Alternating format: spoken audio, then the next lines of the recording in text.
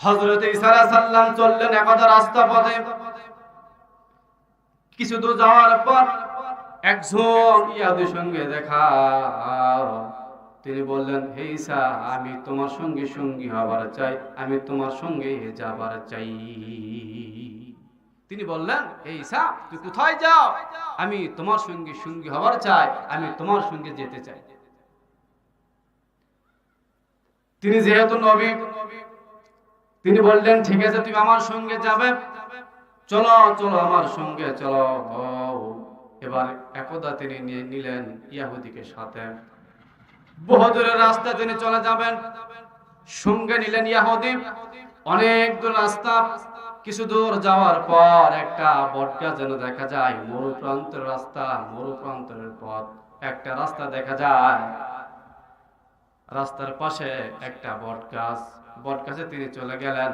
ওই ইহুদিকে বলি, ইহুদি ভাই, এই যে দিলাম ব্যাগ, তুমি ব্যাগটা দেখবে, আমি একটু পর আসতেছি। বলে সুবহানাল্লাহ, জোরে বলি। এই যে ব্যাগটা তোমাকে দিলাম, এই ব্যাগটা তুমি দেখবে, আমি একটু পর আসতেছি। তিনি একটু পর আসলেন, আসে দেখেন তার তার ব্যাগে 3টা রুটি আছে। ঈসা আলাইহিস সালামের ব্যাগে 3টা রুটি। তিনি একটা রুটি খাইলেন, আর যেহেতু ইহুদি ভাই পথ সঙ্গী, পথের সঙ্গী, তিনাকে একটা রুটি দিলেন। তিনি একটা রুটি খাইলেন, আরেকটা রুটি ইহুদি ভাইকে রুটি দিলেন। একটা রুটি থাকে, বললেন, ইহুদি ভাই, যেহেতু পানির ব্যবস্থা নাই, পানি আনার জন্য আমি যাই, তুমি একটা রুটি দেখবে যেন রুটিটা কোনো ক্ষতি না হয়।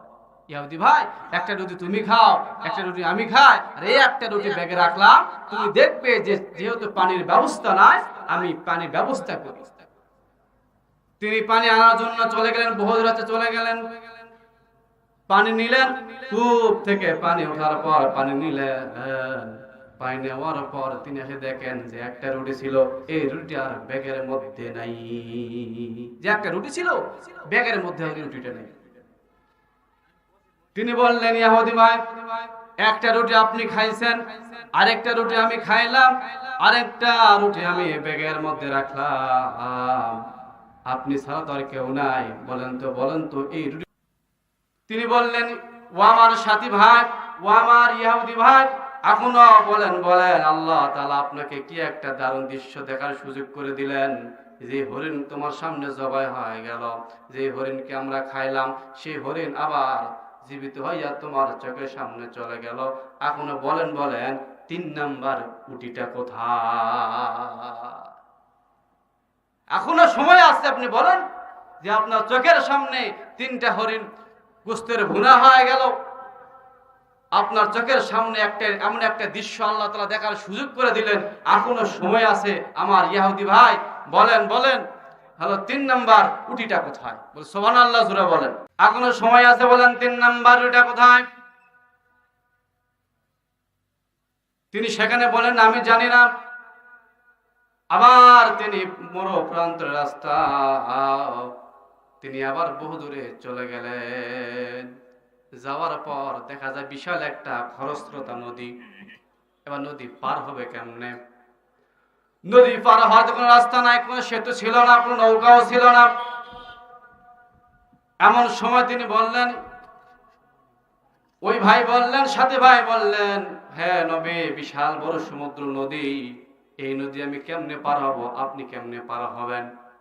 এবার তিনি বললেন, সাথী ভাই, ইহুদি ভাই, টেনশন কোনো কারণ নাই, আপনি আমার হাতটা ধরেন।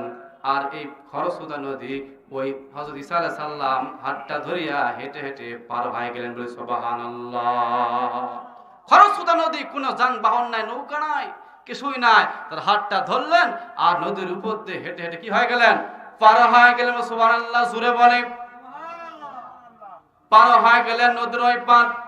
এবার যাবার পরে বন্ধুরে, ও আমার সাথী ভাই, ওই ইহুদি ভাই, এখন বলেন এখন 3 নাম্বার উটিটা কোথায়? এখনো সময় আছে, বলেন 3 নাম্বার উটিটা কোথায়? তিনি বললেন, আমি জানি না। 3 নাম্বার উটি কোথায় আমি জানি না। তিনি কিছু বললেন না। আবার বহু দূর রাস্তা, মরু প্রান্ত রাস্তা, তিনি চলে গেলেন। সামনে দেখা যায় বালু, চকচকে বালু।